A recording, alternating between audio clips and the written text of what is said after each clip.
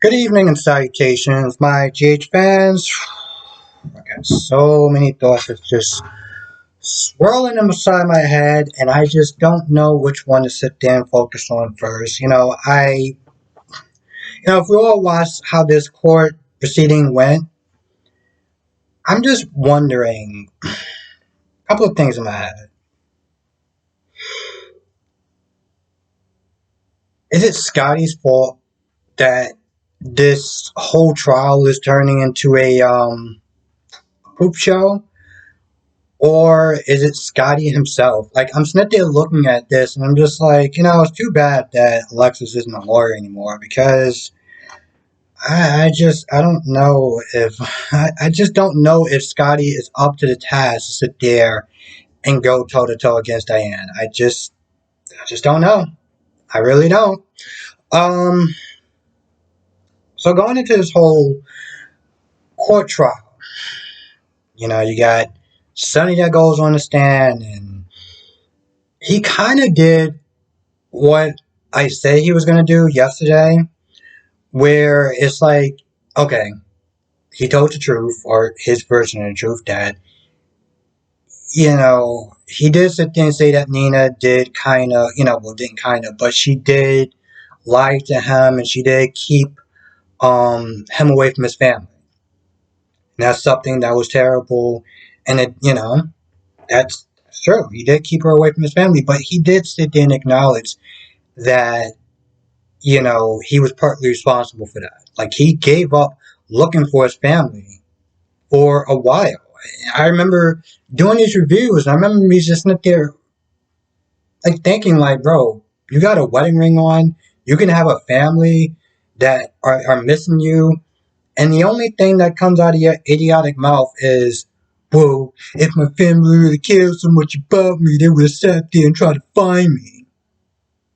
I remember just sitting there just watching, like, bro, are you kidding me?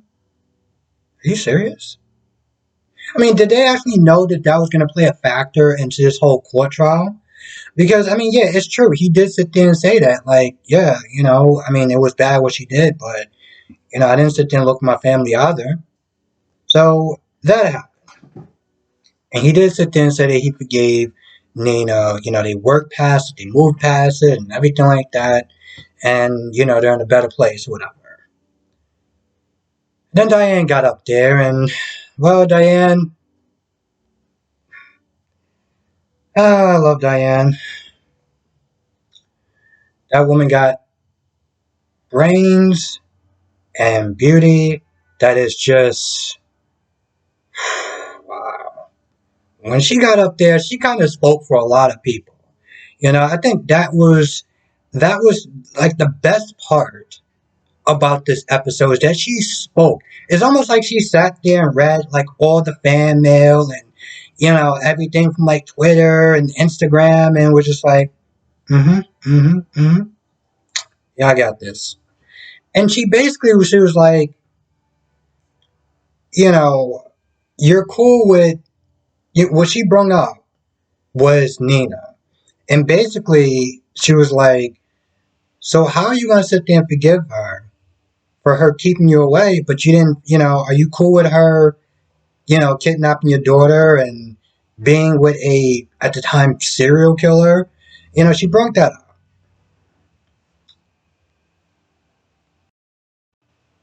And more importantly, she brought up the fact that, Sonny wasn't the only victim.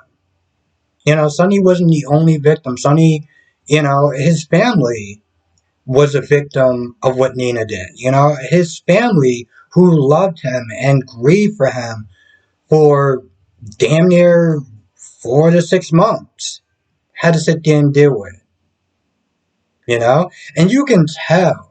This is one of those things where it was personal for Diane. You can tell. You can hear it in her tone when she was sitting there questioning Sonny. And I love how Sonny kept saying, "Yeah, Diane, I know, Diane. Yeah, Diane, like you just mad, like you're never gonna sit there and hire her again," which is BS because right now Diane's the best, and since Alexis is not a lawyer anymore, that's pretty much who we got is Diane. But she really did go anal on Sonny. She did. And when it was over and Sonny was walking away, you can see Kari's look on her face like she wasn't even upset at how Sonny felt. Like she didn't even feel bad. She was just like, you got exactly what you deserve. And then some. And Nina was feeling hella guilty. And Sonny was mad and angry. He sat back down. I was like, bro, what did you think was going to happen? You knew exactly who Michael's lawyer was. And you knew exactly when you got on that stand.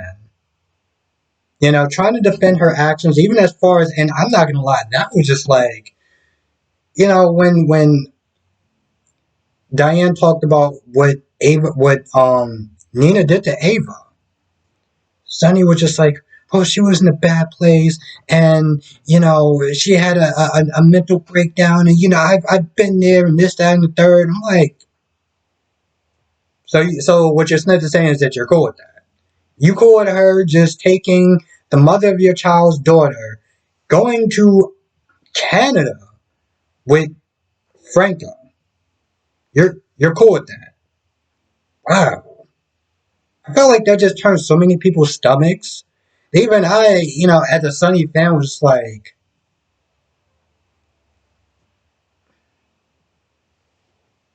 it was almost one of those things where it's like, they always sit there and say, don't meet your idol because your idol can actually wind up being a dick or any other choice names, and just being like, damn.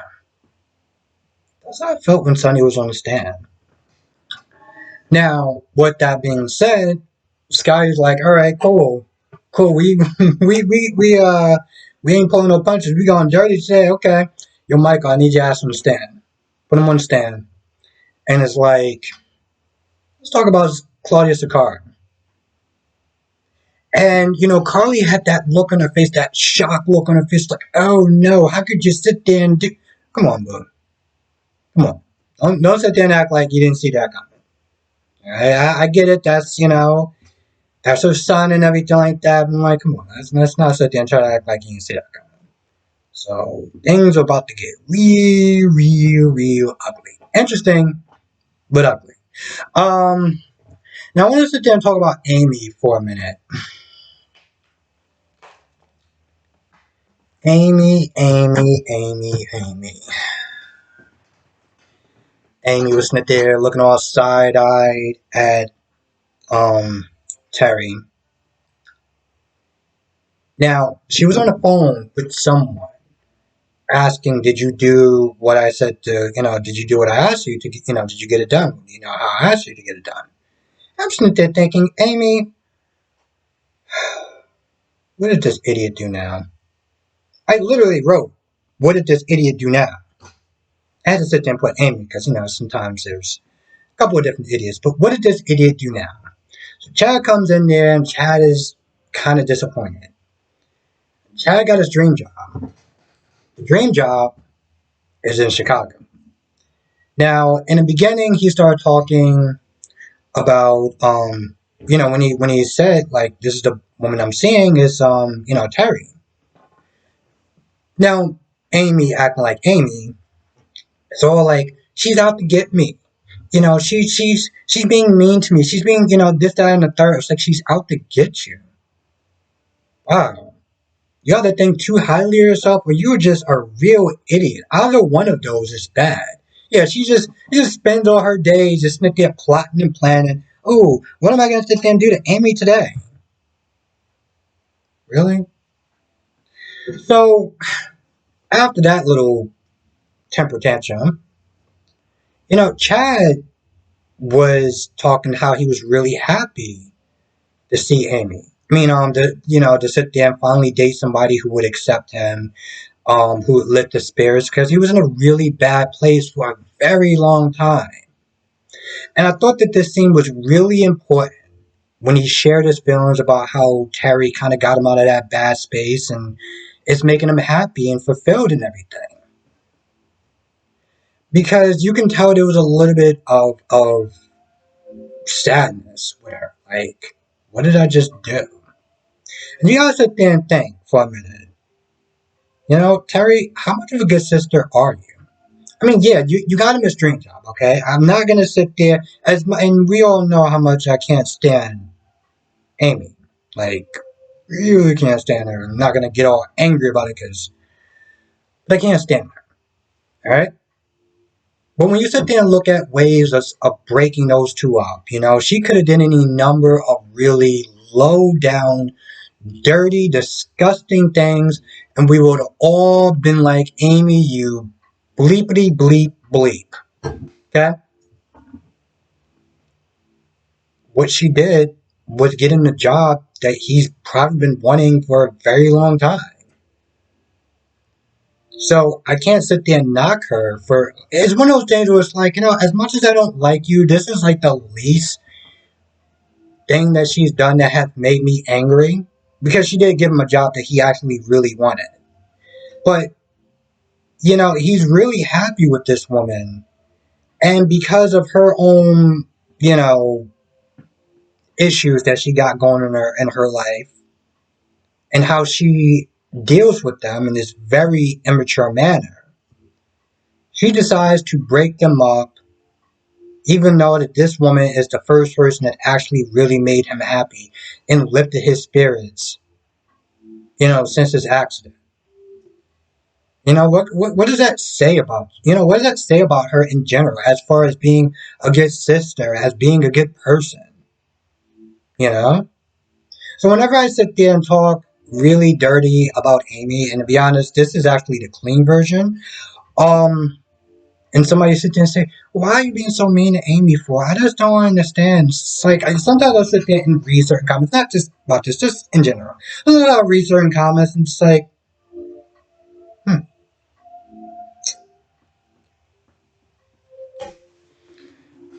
And I get it. I get it. I get it from, you know, in the comment section. I always sit there and try to read the comment section. And one of the things that I choose to not do is when somebody has a comment, let's just sit there and say I don't agree with it. At the end of the day, I don't say anything because that's that person's time. And I respect that person's time, which is why I always sit there and try to read the comments. I always sit there and look at it. And I'm like, you know what? Listen, you sat there and you listened to me talk for like 20 something minutes. You know? I'm not there to sit there and kind of debate with people, right or wrong, about certain things. Because at the end of the day, I'm not always right. You know? It's just sometimes when I'll sit there and read comments like, if I go at a certain person, somebody's like, well, I don't understand why you're sitting there going at this person. It's like, well, I have good reason. I just kind of explained it, but I understand the opposite. Because I've done it too. I've done it, hell, I've done it with Brock TV, you know?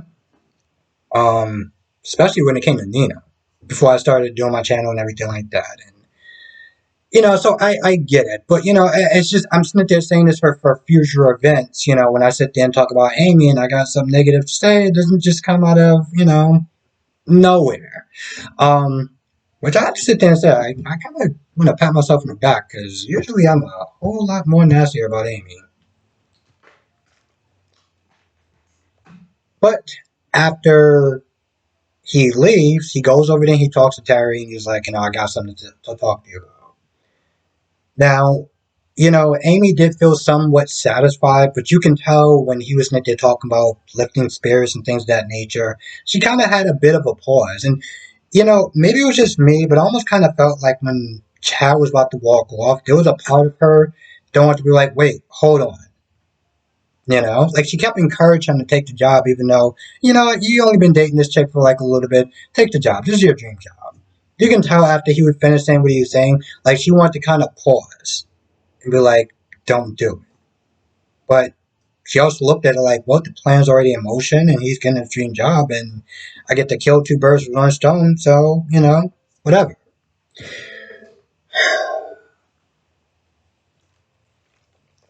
Nicholas acts like an entitled ass, like he usually does.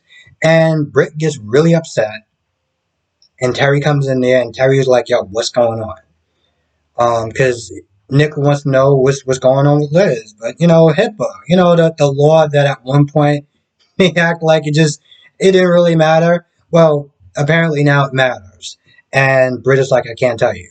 But Terry kind of tells him a little bit, And half the reason why she was upset, and she did sit there and name Spencer like, "Oh, you're acting just entitled like your son," was that the stuff that Spencer said really got to her. It got to her because, well, one, you know, she watched him grow up. And yeah, he was a little entitled. Well, he was entitled and everything like that. But maybe she kind of had more high hopes instead of him turning out to be exactly like his dad. The other part was she felt like what he was saying was true. Felt like what he was saying was true. Um, she talks about her weekend romance with being on a run with a alleged mobster, and then being saved by alleged mobster and dying in a cave. So she's still torn up about that.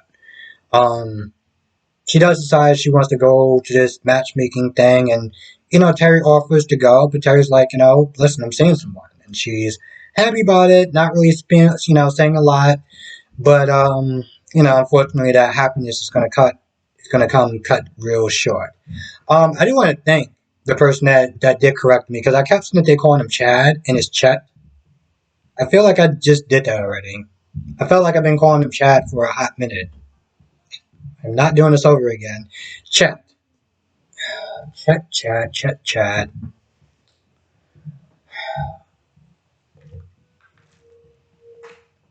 You partly blame the fact that there's a character named Chad on Days of Our Lives. And then Chet and Chad sort of sounds very similar. So Rory comes by to sit there and see Trina and to sit there and ask, hey, you want to sit there and hang out? But Trina's like, it's a bad idea, and tells her all the ways, because her dad's a cop and, trying to date suspects are, even when Rory was like, he checked the handbook and what he's doing is above board. He's not actually breaking any rules, but, Trina's like, listen, at the end of the day, it's just not going to look right. And she doesn't want to sit there and destroy his future, his career, for simply spending time with her. But Rory insists, and Trina is just like, all right. And of course, Spencer comes in there afterwards, and he's looking all jealous and angry. And half of his motivation is to sit there and do it because he has feelings for her. To try to exonerate her. And this, way of sitting on his ass and really doing nothing until the last minute. But whatever. Spencer did come by to go see Cam, sit there and check on him and say, hey, I got your back if you need anything, whatever I can do, I got you. And Jocelyn, in the beginning, just kind of looked at him with side eyes afterwards, like, it's amazing that he can be a good friend to you, but be a terrible friend to Trina. In the beginning, this is after, Jocelyn was like, hey, listen, I got a plan. And Cam was like, yeah, I got things going on. And tells her about Liz and everything like that, and the break-ins being her. After a while, Cam was like, listen, why don't you sit there and tell me what your plan is? Because I can't do anything as far as helping her out. So Jocelyn's like, listen, we need to sit there and remove all her shields to really get to her. And we need to start with breaking Spencer and Esme up. But Cam was like, yeah, I can't do that because, Spencer's sitting there trying to work on getting her exonerated. This whole thing that's going on with people trying to, some people trying to get her exonerated, like, her friends.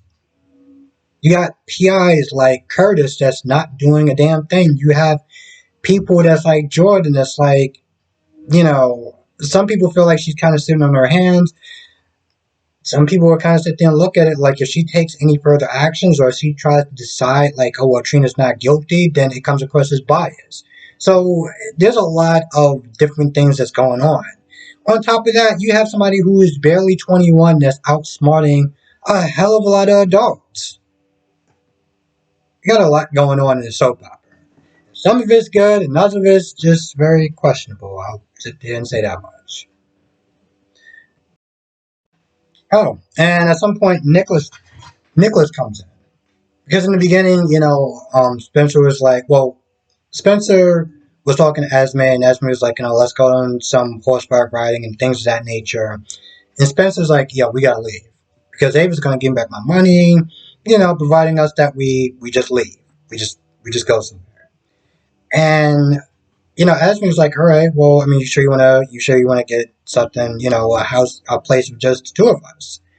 And of course, at this point, Spencer brings up the fact, oh, we'll get something with 2 bedrooms.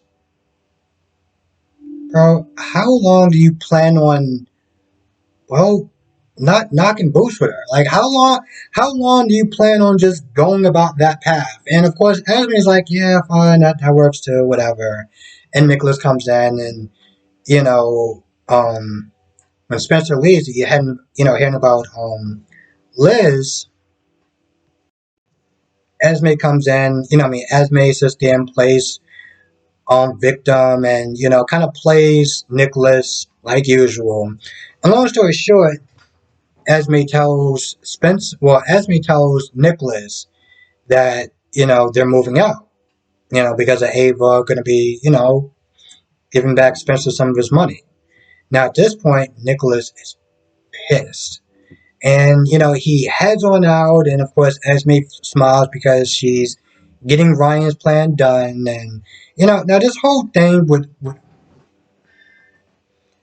Esme and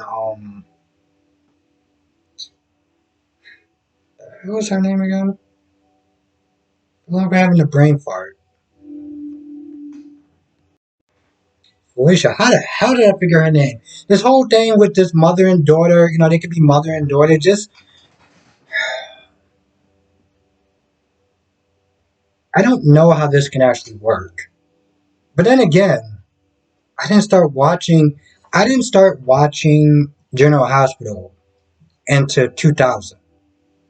Okay, so this whole thing with Ryan and Felicia, all that stuff happened before I started watching this show.